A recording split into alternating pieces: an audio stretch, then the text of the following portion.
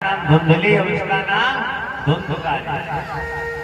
अब तो धीरे धीरे दोनों अपनी अवस्था में बड़े होने लगे, लेकिन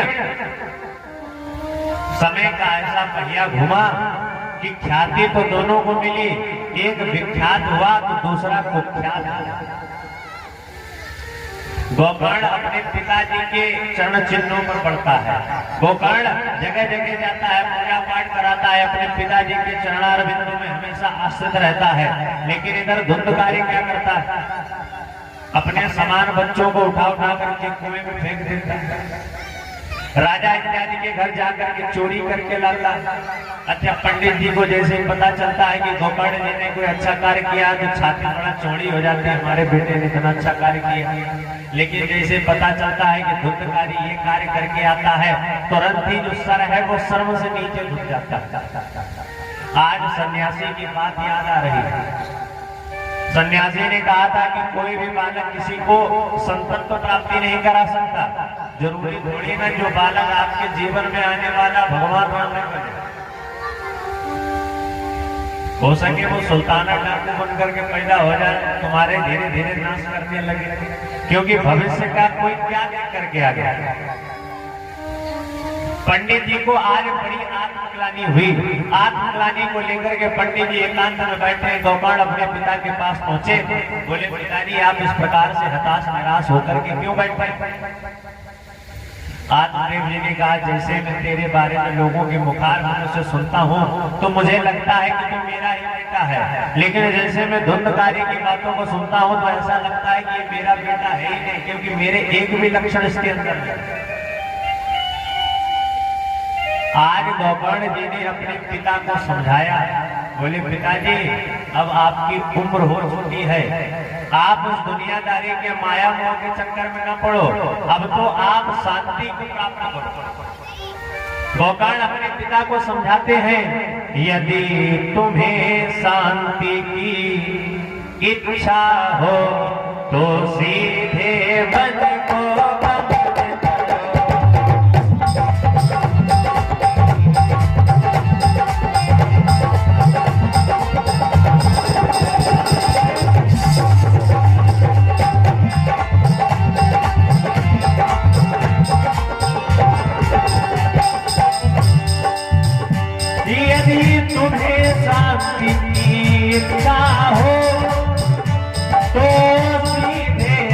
को गमन कर, इनको छोड़ो उनको छोड़ो, श्री रामचंद्र का भजन करो।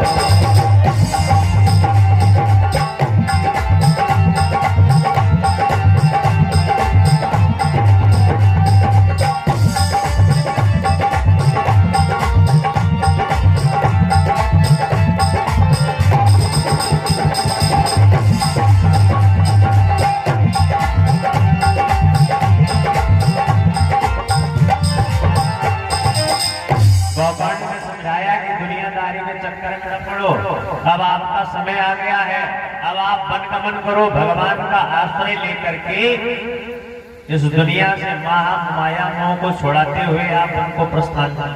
गोकर्ण जी समझाते हैं, देस्तिमान सरुधिरे विमतिम त्यजत्वं जाया सुतादिषु सदा ममता विमुञ्च पश्यानिशं जगदिदं षड्भङ्गनिष्ठं वैराग्यरागरसिको भवभक्तिनिष्ठा। गोकर्ण जी ने कहा पिताजी ये जो हमारा शरीर है ये पंच तत्वों से मिलकर के बना है, क्षितिज जल पावक गगन समीर। अब ये पांच चीजें आपके शरीर से निकाल ली जाए, बताओ आपके शरीर में क्या बचेगा? कुछ बचेगा? हम और आप जो हैं इस दुनिया में केवल दो चीजों से जुड़े हुए हैं, एक का नाम है ममता और एक का नाम है अहमता। ये दो चीजें जिस दिन हमारी इस दुनिया से टूट जाएंगे, समझ लीजिए आपका इस भवसागर से कल्याण हो जाएगा। आप समझते हैं कि ममता क्या है और अहमता क्या है? ममता पता क्या है? कि हम सोचते हैं तो भगवान का भजन करेंगे, लेकिन ममता परिवार के साथ इतनी लगी हुई है कि परिवार वालों को छोड़ करके कहीं हम जा नहीं पाते। और अहंता ये है, अभिमान ये है कि ये नाती हमारे, ये पोते हमारे, ये पिताजी हमारी, ये माताजी हमारी। अब जब पता सबको है कि जिंदगी किराए का घर है, अरे जो ये शरीर है जो यही तुम्हारा नहीं है, तो इसके द्वारा जुड़े हुए रिश्ते तुम्हारे कैसे हो सकते हैं? जिस शरीर के अंदर हमारा विद्यमान है, ये शरीर भी किसी का नहीं। ये शरीर 5 तत्वों से मिलकर के बनता है, 5 तत्व मरने के बाद अलग अलग हो जाता है। तो जब शरीर ही अपना नहीं है, तो इस शरीर से जुड़े हुए रिश्ते अपने कैसे हो सकते हैं? ये क्या है? ये जिंदगी है संगमा पांच संगमा। ये संसार कभी किसी के लिए न रुका है, न कभी किसी के लिए रुकेगा। संसरत इन संसारा, जो सरकता रहता है वही संसार। जैसे आपको और साधारण तरीके से समझाया, रेलगाड़ी देखिए, रेलगाड़ी बैठे हैं रेलगाड़ी में, जैसे कि मान लीजिए आपको फरुखाबाद से जाना है कानपुर, समझ गए? अब आप फरुखाबाद अपने स्टेशन पे अपना बोरी बिस्तर बांध करके पहुंच गए। रेलगाड़ी आई, आप रेलगाड़ी में बैठ गए। अब फरुखाबाद से जैसे रेलगाड़ी चलने लगी तो उन्नाव कन्नौज धीरे धीरे 2-4 आपके मित्र बने कि नहीं? रेलगाड़ी में राम राम राधे राधे लोगों से बातचीत हुई। धीरे धीरे उनके साथ क्या हुआ, आपका संबंध प्रगाढ़ होता गया। धीरे धीरे अब क्या है, जिस रास्ते से रेलगाड़ी जा रही है उस रास्ते में आप बैठे हैं, लोगों से बातचीत कर रहे हैं, तो आपको बड़ा आनंद आ रहा है। लेकिन धीरे धीरे रेलगाड़ी क्या होती है, कानपुर सेंट्रल पहुंच जाती है। अब आपका समय आ गया है वहां से उतरने का। अब आप उतरेंगे कि नहीं? अब आप जैसे ही कानपुर पहुंचे तो 1-2 स्टेशन पहले से ही आपने अपना बोरी बिस्तर संभाला कि नहीं महाराज अब तो हमें उतरना। अच्छा, जैसे स्टेशन आया आप उतर गए। और मान लियो अगर कि स्टेशन आ भी गया तब भी आप नहीं उतरे, तो काले कोट वाले टीटी आकर के तुम्हें जबरदस्ती उतारेंगे। ये तो रहा उदाहरण, यही है जिंदगी।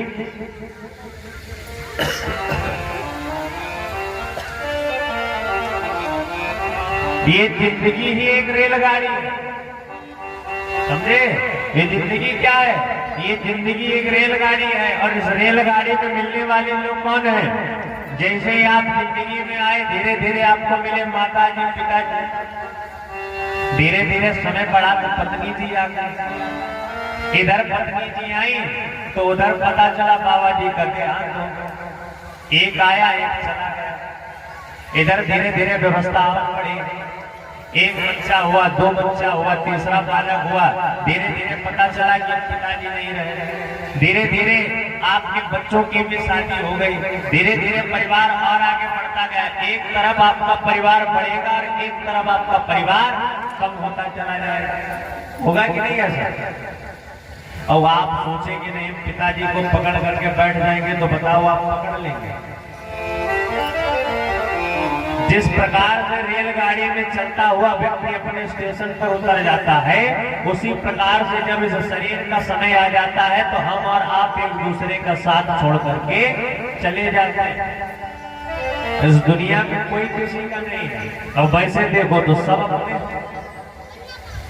जहां तक आपकी दिव्य दृष्टि जाए दुनिया में सब अपने तो हैं, लेकिन वैसे अपना कोई नहीं है। क्योंकि इस शरीर ही जब अपना नहीं है तो शरीर के द्वारा जुड़े हुए रिश्ते अपने कैसे हो सकते हैं?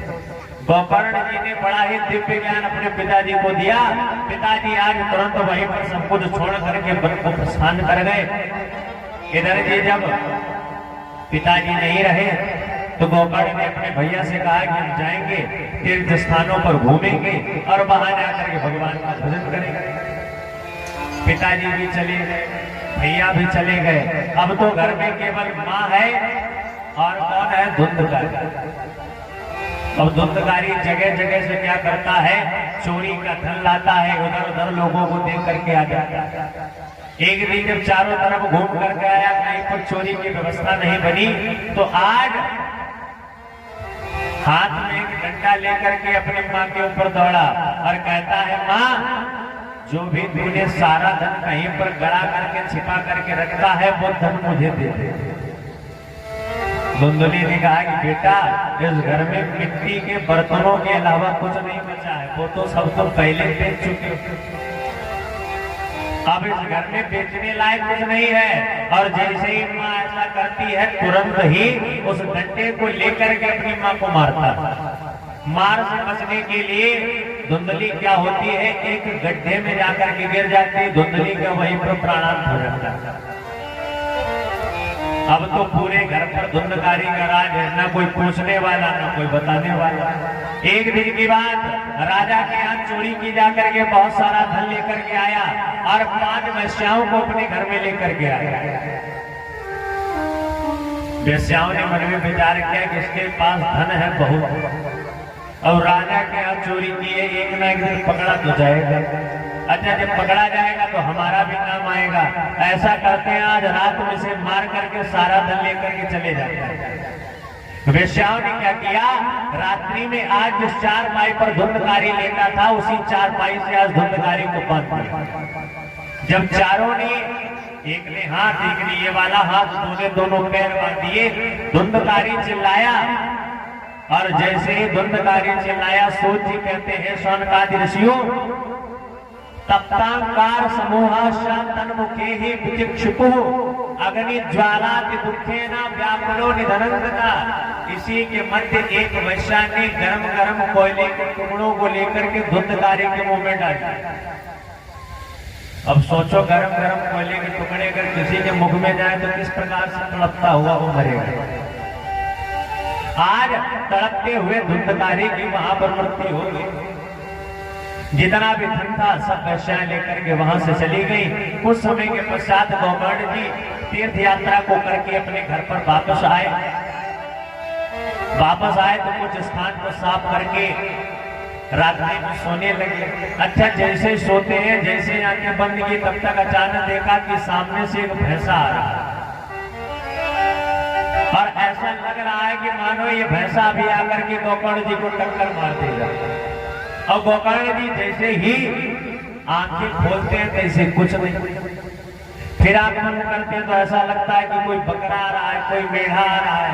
विभिन्न प्रकार के दृश्य आज गोकर्ण जी को उस घर में दिखाई दे रहे हैं।